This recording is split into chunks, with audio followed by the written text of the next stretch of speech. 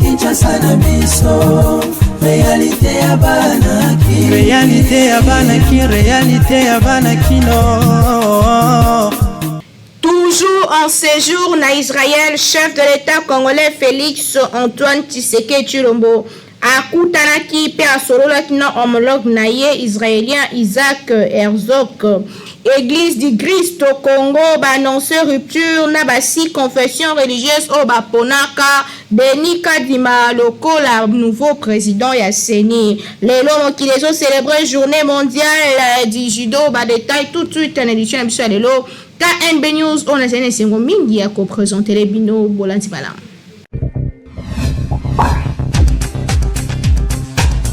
Mbote, édition à l'élève bandi, tika to fongore yango, ndenge tolobaki que chef de l'État congolais azali na visite officielle kuna na Israël. Moko ya lobby, président ya RDC Félix Antoine Tshisekedi Tshilombo akutanaki na homologue na ye israélien basolaki na o etali ba question bilatérale ya les deux États pe lisusu nini bakosala po na continent africain parce que chef de l'État congolais azali président en exercice ya Union africaine. Pour ce détail pesami awa na tonsiata. Président de la République Félix Antoine Tshisekedi Tshilombo a entamé partie très officielle ya visite na ye. Mokolo ya lobi mercredi na nzela ya audience oyo ezalaki accordé na ye na palais présidentiel israélien na homologue na ye président Herzog. Décor protocolaire ya grande réception. Hymne national pe ba honneur militaire ezalaki wana mise en place pona chef de l'État en visite officielle. Accompagné na mwasi na ye la première dame Denise Nyakeru Tshisekedi, numéro 1 congolais, a Zouaki Baakolad avec couple présidentiel ya État hébreu na descente, ya limousine na bango na jardin ya grand bâtisse oyo bureau ya Isaac Herzog et Zouami. Après présentation habituelle ya ba personnalité, 6 il y a les deux côtés na les deux couples bango nyonso ba s'introduisaki na salon pour un premier échange en bilatéral. La parole et bienvenue réciproque ezalaki prononcé na ba chef d'État pendant que ba épouse na bango ba se retiraki pour na la rencontre moko entre ba première dame. Isaac Herzog pe Félix Tshisekedi ba s'introduire na bureau pour na tête à tête. Na sorti na bango mibale ba s'exprimer qui tour à tour. Président israélien a salué qui leadership ya président congolais oyo azali ko incarner avenir moko radie pour na Afrique en général pe pour na République démocratique du Congo en particulier. A souligné qui peut les sous particularité ya relation entre Jérusalem na Kinshasa. Président Isaac Herzog a talisaki admiration na ye pour na République démocratique du Congo. Oyo papa na ye Herzog 6e président ya République ya histoire ya mboka na ye pe maman na ye ba visitaka na 1964 alors que azalaka président ya Israël. Lisusu ayaki ko souligner que azali na espoir que président Félix Antoine Tshisekedi Tshilombo a concrétiser promesse na ye ya ouverture ya moko ya représentation diplomatique ya État hébreu na Kinshasa. Lisusu azali ko compter sur président en exercice ya Union africaine pour faire avancer dossier observateur d'Israël na kati ya Union africaine. Tango azoki maloba na tourna ye Félix Antoine Tshisekedi Tshilombo ye achaki accent sur caractère particulier ya terre sainte. Pe présence na ye na mabele sainte oyo ezali bénédiction pour na peuple congolais. Visite oyo ekoti lisusu na cadre ya renforcement ya partenariat entre Demboka na biso na ba domaine oyo ezali diversifié. Natina ete Israël a réalisé ba performance oyo ekosala ete azala modèle ndenge ya martelaki Félix Antoine Tshisekedi Tshilombo. A continuer ki intervention na ye chef de l'État a salaki allusion na ba domaine oyo ezali ko compter pona ko amorcer ba rapprochement ezali bongo ba infrastructure sécurité pe environnement na agriculture lisusu na numérique. À propos de la relation na Israël, président de la République a talisaki ke monde ezali ko changer. Lelo Israël ezali lisusu considéré lokola ennemi te na ba voisin na ye pe pour la preuve quelques pays frontaliers bazali ko zongi sa ba relation diplomatique na bango kitoko na Jérusalem. Combien à plus forte raison Kinshasa asala yango te. Garant de la nation congolaise a révélé émotion et émerveillement na ye oyo azalaki na yango tanga komaki na Capernaum pour na ko découvrir carte ya République démocratique du Congo ezali gravé na mabele. Ezali preuve que peuple congolais azali ko se sentir proche ya peuple israélien ndenge asukisaki président Félix Antoine Tshisekedi Tshilombo. Deux présidents ba se prometaki ko kutana lisusu pona mikolo ezali ko ya Kinshasa et l'équipe partout.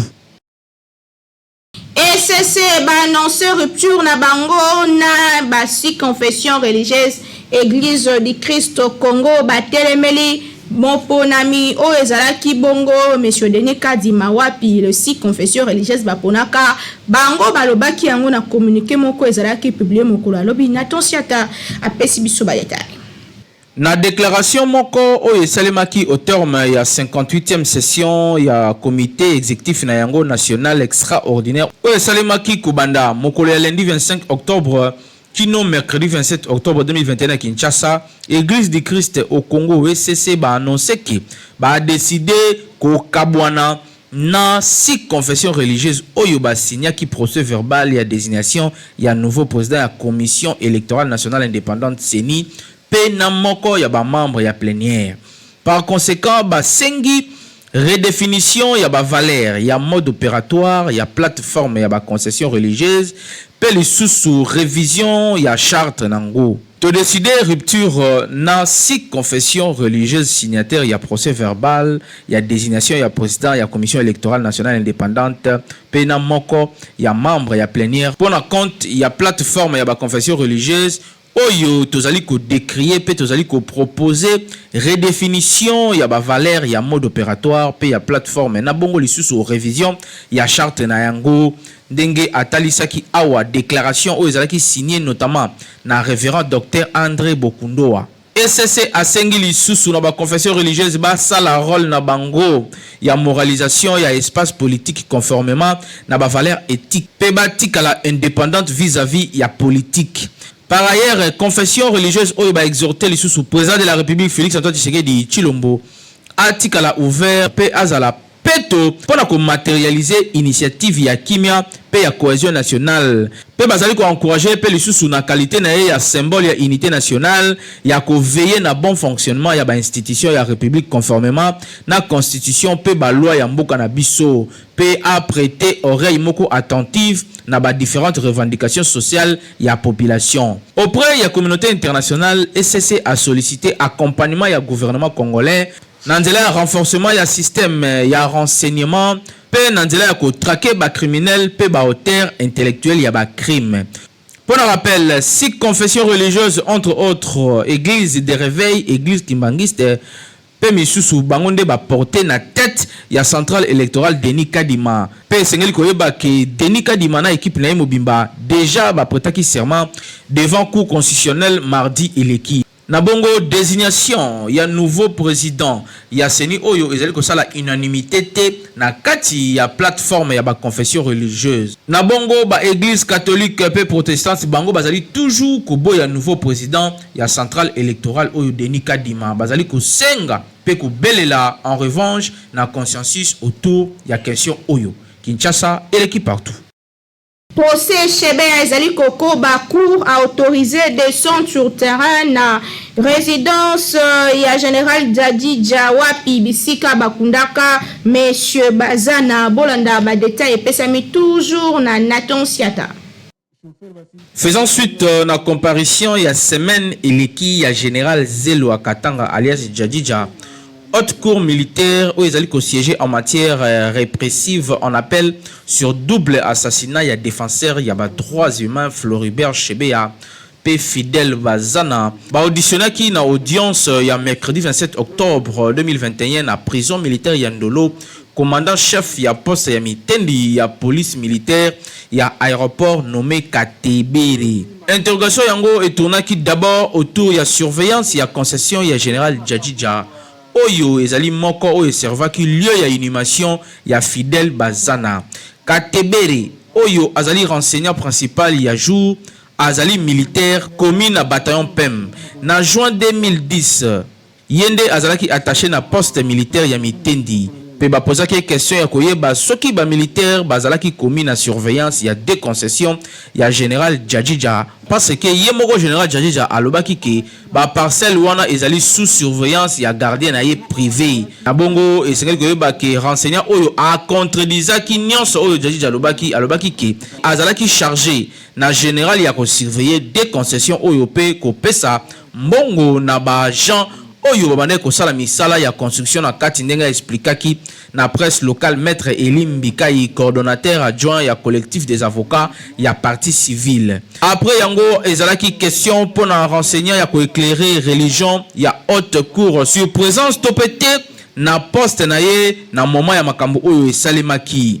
Liboso abandaki nanu ko répondre na question ya ministère public ya kolobaki azalaki na poste na yete mukolo oyo makambo wana esalemaki tangu azongaki le 1er juin bayaki kobetela ye lisolo ya corps ya mutu moko oyo ezalaki abandonné na kati ya voiture moko tangu tozwaki maloba topozaki question ya koyeba emploi du temps na ye ezalaki ndenge nini kobanda le 1er ti le 2 juin po chebe ya nde akufaka mukolo yango pe ayebisa na biso lisusu nini elikaki exactement akoke ko répondre na question wana te pe alobaki eloko moko te haute cour alobaki ke il faut ko tirer ba conséquences ya droit ndenge atalisaki maître Mbikai na kondimela coordonnateur adjoint ya avocat ya partie civile déposition ya renseignant et memaki ba élément ya sika oyo ezali ko s'opposer na ba allégation ya général Djadjidja Katebere, moko ya ba renseignant très en mal préparé, ayaki awana récitation naye déjà préparé, mais ezalaki na makambo mususu oyo intéressaki biso, affirmaki ke na bataillon PEM ezali na certain banza kilolo moko exista oyo Djadjidja aniaki existence naye lorsque ayaki ko comparaître liboso ya cour. A confirmaki ke banza kilolo nde azalaki na kati ya équipe ya 6 personnes oyo bazalaki attaché na poste ya mitendi pe a travaillé na poste yango pendant période wana pe a confirmaki ke banza kilolo yango akufa 6 à 7 mois ndenge biso to affirmaka na audience eleki même jour toyaki koloba ke corps ya banza kilolo et se trouvaki na kati ya morgue ya Kankokolo banza kilolo azalaki moto oyo atimolaka ba troupe pona kokunda batu na kati ya concession ya général Djadjidja. Mugabo ayaki ko confirmer même que tangu bakomaki na esika yango to na concession wana Christian Kenga abengaki un certain banza pende ko banza oyo nde ayaki ko mema bango esika ba trou oyo ezalaki déjà ya ko timolama esika bazana bakundaka ye. Yango elingi olobaki concession wana ezalaki garder na ba militaire ya bataillon PEM pe banza kilolo azalaki chargé ya ko creuser ba trou po ete Mungabu a confirmaki ke tangu ba procédaki na enterrement ya corps ya Fidel Bazana ba kendaki nzela moko na banza kilolo na esika oyo abandonaka corps ya Chebe ya ndenge asuliniaki maître Mbikai. Na sujet yango, ba partie civile appuyé na ministère public ba sollicita qui descende sur terrain na mitendi na concession yango ya général Djadjidja. Requête o ezalaki accepté na haute cour. Ba partie civile ba sengaki à ce que descente moko et salema pe général Djadjidja azala wana pona ko opposer ba allégation na ye na oyo renseignant ayaki ko comparaître mokolo ya lelo. Pe lisusu prévenu Jacques Mugabo. Haute cour a accédé na demande yango pe asengaki ke général Djadjidja azonga pona ba opposer principalement na Katebere na prochaine audience. Descendre sur terrain et kosalema après comparution ya général Djadjidja na confrontation na Katebere pona ko apprécier ba allégation na ye ndenge indikaki maître Mbikai. Prévenu Christian Kenga na ko accuser na ye Jacques Mugabo bazali poursuivi notamment pour na détournement ya ba minduki pe ba munitions de guerre, association de malfaiteurs, enlèvement, pe assassinat na terrorisme. Kinshasa et l'équipe partout.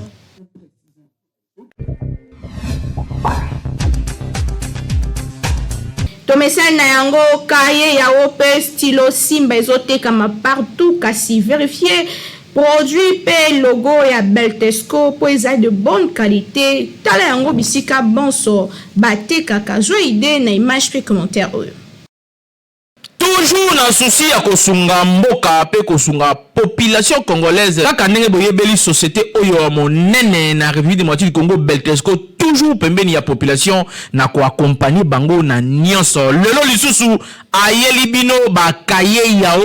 pona kelasi ya bana na biso classe ezali kozonga kala te awa na yango kimaka deja mbangu na ba magasin nyonso ya Beltesco oyebi ezali partout awa na Kinshasa na ba commune nyonso soko tuni magasin ya Beltesco ezali po osombela bana na yo ba fourniture scolaire ya qualité supérieure lokola ba cahier yao ba stylo Simba pe ba cahier cartonné ya ba format nyonso ozana besoin ozwa ba cahier ya qualité pe ba stylo ya kitoko pona bana na yo année scolaire oyo bazala l'aise Kimambango na ba boutique ya Beltesco okozala desiti. Tozana bakaye à 100 feuilles quadrilinées, tozana bakaye à 48 feuilles quadrilinées, tozana bakaye à 24 feuilles quadrilinées, tozana pena bakaye à 12 feuilles quadrilinées. Kobo sanate, tozali pena ba stylo Simba ezokoya ezokoma, tozana ba stylo Simba ya bleu, tozana ba stylo Simba ya rouge, tozana pena ba stylo Simba ya noir. Tozali lisusu na surprise mususu mbula oto bakisi, toyina bakaye cartonné ya ba joueur kitoko o bana balingaka. Kobosana te balobi tangu ozali kosomba kaye yao vérifier bien soki ezali na logo oyo ya Beltesco po ba mwifi bazali ebele oyo bazali ko pirater yango donc soko sombi ya mwanza ekolia yo okoumela nango te po ekosenga obakisa mususu kasi soki osombi ya Beltesco ozali mobimba ane mobimba bana bakotanga kitoko po bakaye na bango pe ba stylo na bango ezali ya qualité supérieure oyo tolobaki te tolobi Beltesco vraiment mosungi ya mboka Kinshasa et l'équipe partout.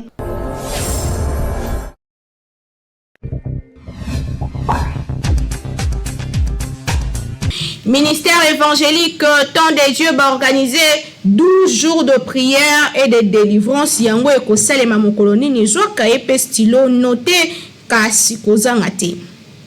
Mwana nzambe yote lokoyo ministère évangélique Temps de Dieu va organiser 12 jours de combat et de délivrance na occasion ya 6e anniversaire oyo ya église na bango eko banda du 19 octobre pe eko suka na dédicace ya temple oyo eko salema le 31 octobre 2021 église oyo ezali kokumbama na visionnaire na yango Pasteur Ilunga de Paul P. Ezwami na quartier GB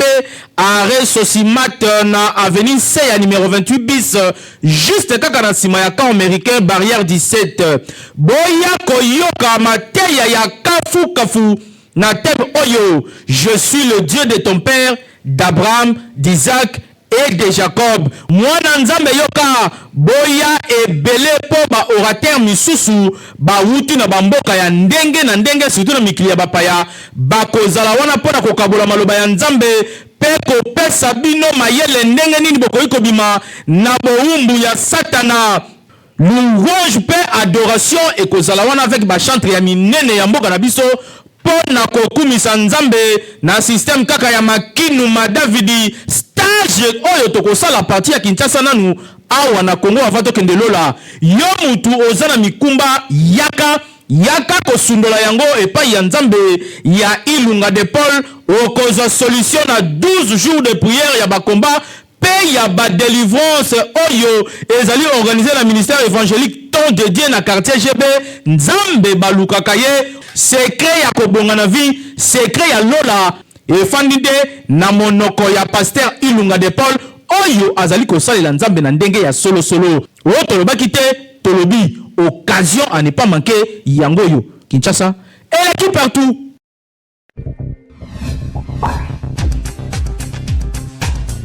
Comportement ya ba mama o bakenda kofunda ba papa na misala ya intéressé biso. Est-ce que c'est normal que moi si ya kene kofunda mobali na ye na mosala kobanga te soki ba olongola mobali na mosala to te lelo micro ekitaki na terrain boka ndenge population ya ville province ya Kinshasa balobaki awa na micro ya Peggy Ilunga pe Merveille Mobende. Basi mosusu ya mabala bazalaka na mwa ba comportement moko bizarre to ebite zo to benga ngo immaturité basi mosusu bakoka kobomba makambo na bango ya ndako te soki basali échange de paroles na mobile na ye fois beta lisolo libanda soki mobile asala te erreur asali 2 jours azotika mbongo biloko te okomona ki kobetela tina ba voisin ye secret ya ndako akoka kobomba te azobosana ke kaka bavoisin wana soki apesi mokongo bakotikala kotonga ye misusu kutu problème ke akokende ti esika mobali na asalaka mpona apesela mobali na ye rapport azobosana ke Emilia Musala eza esika oyo babatelaka pe baexposaka bavie privé nyonso te ekoki kozala ke mobali no bazwaka ye na bafason moko bapesaka ye respect me yo oye obandi koloba makambo mosusu ya lokuta na se ya kanda bakoyoka na bango yo kasi na nsima na yo soko oke bakomona omwasi mabe pe bakolobaki oza femme soumise te yango magazine KNB News to kitisaki micro na terrain pona kotuna na bakinoa comportement ya basi oyo bakenda kopesela mibali na bango rapport na esika ya musala soki ezalaka malamu peti ngai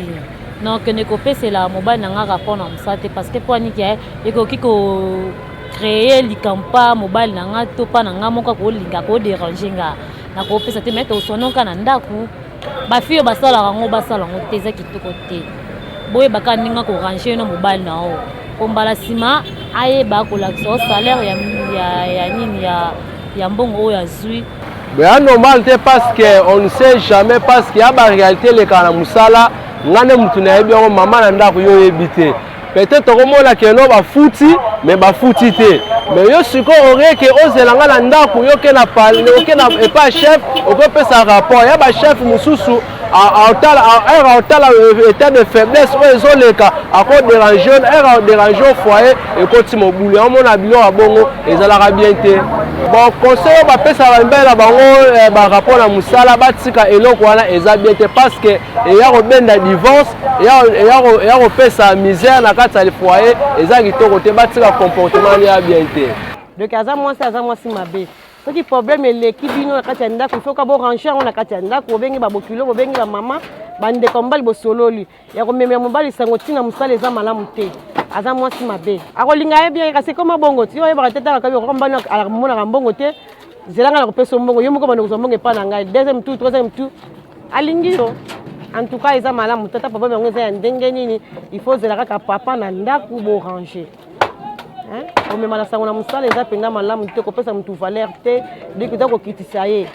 conseil na pesi soki likambo ezali il faut kofanda na ndako koluka ta basali na nzambe be koluka ba mikolo moko ba conseiller bino ubia komema message ti kuna na musala mobali esisaka bomoto ya mutu eza malamu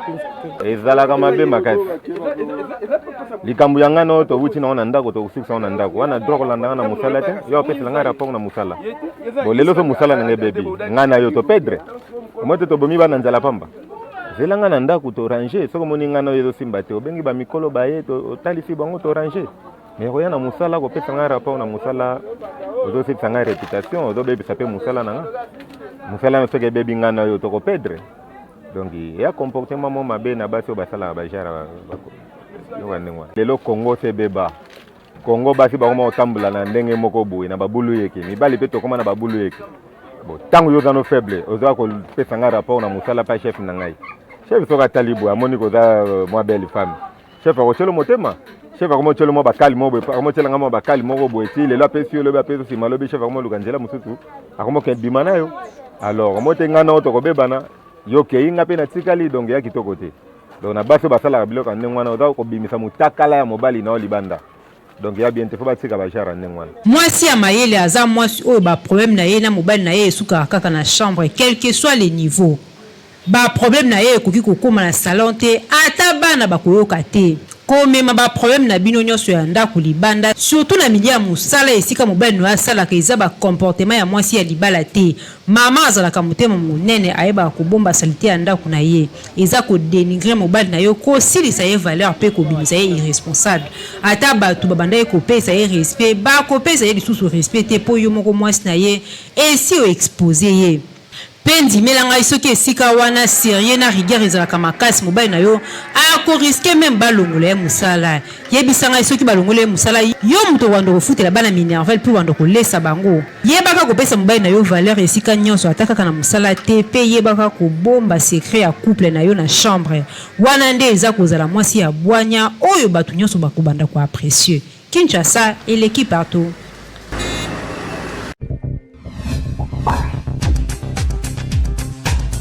Ton succédition le na sport de rencontre betamaki na cadre ya na photo découvrir yango awa na mongongo ya Nathan Siata. Derby à capitale entre association sportive Vita Club et Daring Club Motema Pembe et Betamaki Mokolo ya Lobi mercredi 27 octobre 2021 na stade de Martyr na 15h30 heure de Kinshasa. Affiche Oyo etikali moko ya ba meilleur match ya championnat national Oyo et Betamaka à huis clos pour na ba raison de sécurité et restrictions pour la maladie à Covid-19 où ils allaient imposer na ba autorité compétente. Classé 6e na classement général avec 7 points. Na 3 matchs ici à Betty. Association sportive Vita Club a s'imposé qu'il est sous une fois de plus devant rival naye il y a tout le temps. Le Daring Club Motema Pembe na score il y a 1-0. Mokolo ya Lobi wana mercredi 27 octobre 2021 à stade de Martyr. Une nukbi a parti Oyo ezaki bongo marqué na merveille Kikasa na 34e minute. Yangonde et permettre na 20 club azwa dessus sur rival naye numéro 00. Oyo ezali bongo Daring Club Motema Pembe na bongo 20 club azali ko compter désormais 10 points na classement P azali ko se positionner na 4e place derrière Lupopo Rangers P Don Bosco. Victoire Oyo ezali 55e pour na 20 club na derby Oyo et domina ka rivalité na bango depuis dernière décennie. Ndenge kaka saison eleke salemaka 20 club a s'imposer na 1-0 na aller en attendant match retour na quelques semaines. Félicitations Naba Moscovitch. Kasi match mususu ebetamaki ezalaki bongo Lubumbashi Sport na Bazano. Football Club Lubumbashi Sport a gagné qui Jeunesse Sportif groupe Bazano na score il y a 2-1. Ezalaki mokolo ya Loipeka ka mercredi 27 octobre 2021 un match où bande ko compter pour la 27e édition ya Ligue nationale de football. Ouverture ya score ya match yango o ebetamaki na stade TP Mazembe ya Kamalondo. Et intervenant qui bongo na 18e minute il y a jeu pour la FC Lubumbashi Sport na entremise il y a attaquant na yango Prince Chal 2 minutes après suite na faute moko sur ba joueur yango na surface de réparation ya Bazano joueur Kassanda ya Lubumbashi Sport a alourdi score sur penalty avant fin il y a première partie David Mukonkole a réduire score pour na compte il y a Jeunesse Sportive groupe Bazano na 36e minute 2 buts pour la Lubumbashi P 1 but pour la groupe Bazano Ndez qui score Oyo sanctionné qui rencontre Oyo Sportive Oyo permettre bongo Nabakamikaz ya ko remporter deuxième victoire na bango na compétition Oyo peut totaliser bongo 8 points contre 4 points ya Bazano na classement provisoire ya Ligue 1 Kinshasa et l'équipe partout. Ezaki édition le 28 octobre 2021 on a zaki ne sengo mingi ko présenter les bino merci une équipe technique et rédactionnelle oyo esaki mosala kitoko merci na bande konyoso bazalaki wana pona kolanda biso partout dans le monde édition lelo ezwaki concours ya Papa Timothée Kaembe oyo azalaki na régie pe na sima caméra édition simamaki ebetamaki kitoko na merveille mobende réalisation ezalaki ya Nathan Siata toujours na coordination à grande la communication Dimo Ketima ngana bino tokutani très prochainement na souci moko ya ko servir bino toujours neto sala la bino mosala a d'une manière très très professionnelle qui m'a na bota na bino tokutani mikoleza liko ya bye magazine